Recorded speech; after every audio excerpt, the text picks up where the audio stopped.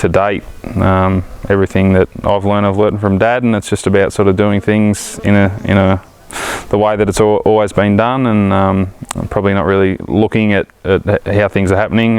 So you just talk to this group and they're looking at things and managing their livestock in a different way and doing all sorts of things like multi-species cropping, and yeah, it's just interesting and want to take on board what we can. And we did a trial of a 9-species summer crop, and since then we've done another probably triple the area again with another multi-species crop, and yeah, we'll probably keep going with it. We're taking a few paddocks over that we'll put back out to pasture, but really interested in the holistic management and the multi-species pasture cropping.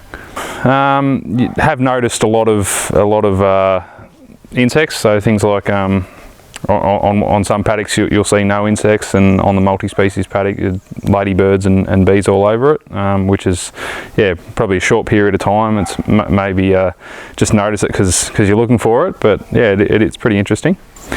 To sort of build resilience, so increase soil carbon, end up with probably a healthier ecosystem, and just being probably more resilient to drought and sort of change in feed availability throughout the year. So just trying to maybe plan, not necessarily anything that's special, that's specific to this group, but like I said, we sort of had been doing things, making it up as we go for a long time, and this is a reason to sit down and actually look at what we're doing and maybe sort of implement some new practices as well.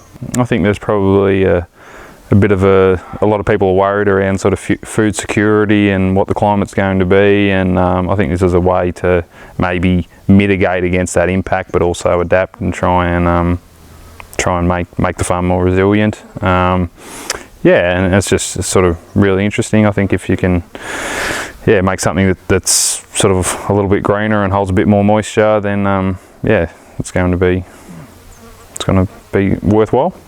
Give it a go. I think there's a lot of people, there are a lot of farmers who are much more qualified than me, and they'd potentially, listen to some of the stuff that I'm hearing and know a lot of it already. So I'm probably definitely not the most qualified person around, but there's some really interesting stuff happening. It's very accepting sort of environment, and people are happy to share what they've learned and what's worked and what hasn't. So yeah, there's no harm in coming along.